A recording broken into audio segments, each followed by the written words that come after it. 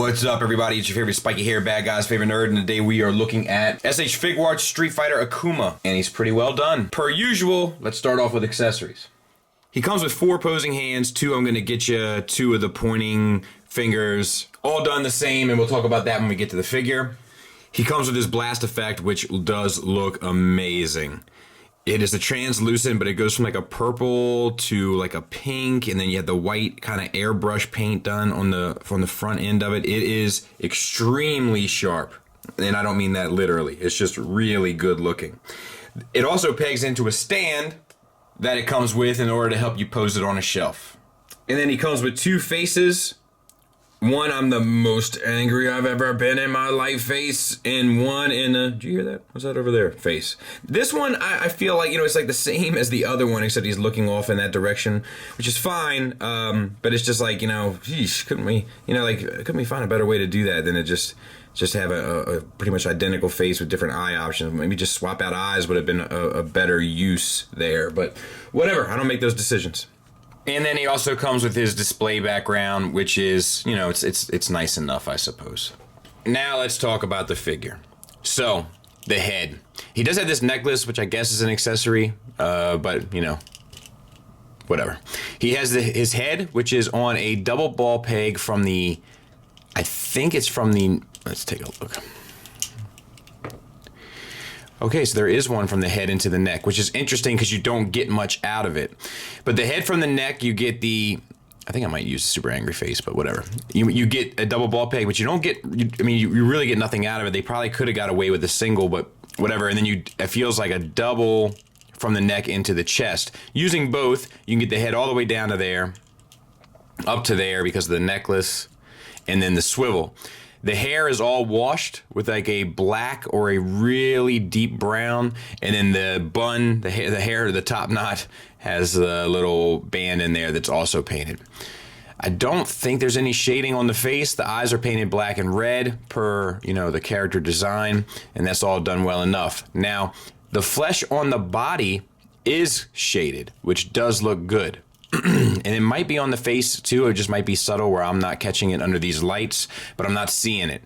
But the more I look at it, the more I feel like maybe I see a little bit in the eyebrow there, so maybe it is. I'll give it to him.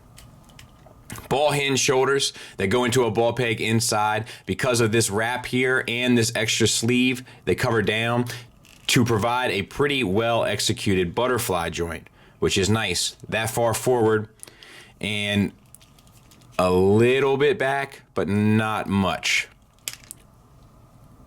Okay, thought I broke that for a second. Pushing the figure, push it to the limit, walk along the razor's edge. Anyway, you also get the swivel all the way around, and you get the arm on that ball hinge out to there. So no problems.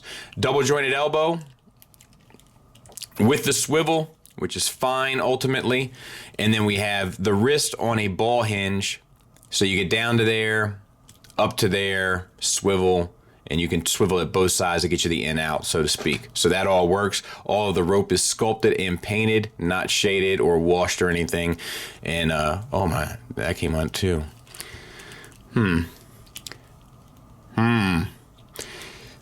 So this goes into here. This is how that joint works. And since I've popped it off, now I have to figure out how to fix it. And I'm not sure I have it. I do not. So that might be a little bit of a bummer for me to get back in a working order.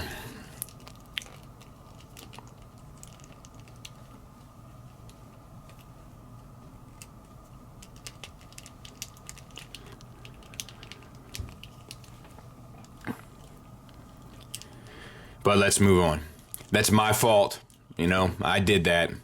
And it's just going to be a matter of getting it pegged back in to make it work. Double ball peg from the chest into the abdomen, and then a single from the abdomen into the pelvis. Using both, you can get the figure bent over that far back, and the swivel, little teapot, etc. You have this floating piece here, which doesn't get in the way one bit and is shaded, and you have a floating piece here. They're both soft plastics. Moving down to the rope, the knot is on a swivel, like on a peg, so you can add it for extra effects, which I always think is cool. Universals for hips, get you pretty much the full Van Damme. and the full Monty. You got a disc hinge knee that looks pretty good. Pretty well done and a pretty great range. So no issues there. Not used to seeing that.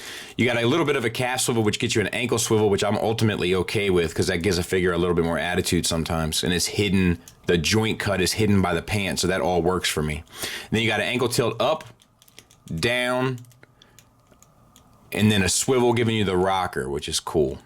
It's a really well executed foot. You get a little bit of the joint there exposed, but I think it's ultimately worth it. And then a toe hinge, which is extremely well done because it is right behind the sandal. You do lose a little bit of the sculpt, but I think it's worth it because it looks awesome when you actually use it. And then the toenails are all sculpted and such, and the foot is all shaded, and then the down here is all sculpted and painted. So overall, really well done. I have to figure out how to fix this. This is my fault. But whatever. Cost I pay for doing these things, I guess. But it is a bummer. So I'm going to work on this. We'll get it back together. You know, it's just like, it's not the only bummer, okay? Because I'll tell you what else is a bummer. When you're trying to show something or you're trying to talk about something and you realize you've made a bad choice. You see him, man? With the beard and the, oh, look at me on the... No, he said NECA was here. He's like, NECA's here. He's right behind me, isn't he? I'm like, oh, okay. Size comparison wise, there he is with Ryu, and that really works for me. Negatives wise, my main issues are, in order to give you a lot of articulation, there's an awful lot of joint breakup. You can see it between the shoulders and the chest. You can see it between the foot and the ankle. You can see it between the toes and the foot. It's there. You can see it between the neck and the chest. There's a lot of it, but it does allow for a very playable figure. It does allow for a lot of posing, and I'm okay with it because I don't find it unsightly. Objectively, I have to say it's there. Subjectively, I don't have issue with it. See, this is where the Storm collectible thing comes into play for me. I think that the Storm collectible pieces look better than the Figuarts. I do. I think they display better. I think they have more of a presence. But I don't think they're as posable, and I don't think they're as well built. And for this shelf, for my collection, I'm going with a very posed shelf. So for me, it just makes the most sense. Plus, I enjoy the fluidity of the movement of the joints. It's extremely well built. It's extremely well articulated. The accessories are limited, but do make sense. Sculpt is fantastic, all the muscle tone and vascular nature of the arms. The pants are shaded, the skin tones are shaded, has a strong presence. It's one of the best figures I've looked at this year. It's really, really, really well done. So it's definitely a strong recommend from me. And if you like Street Fighter or you like this character, it's a strong recommend. I think you'll love this figure. Thanks for listening. Thanks for watching. Until next time, take care.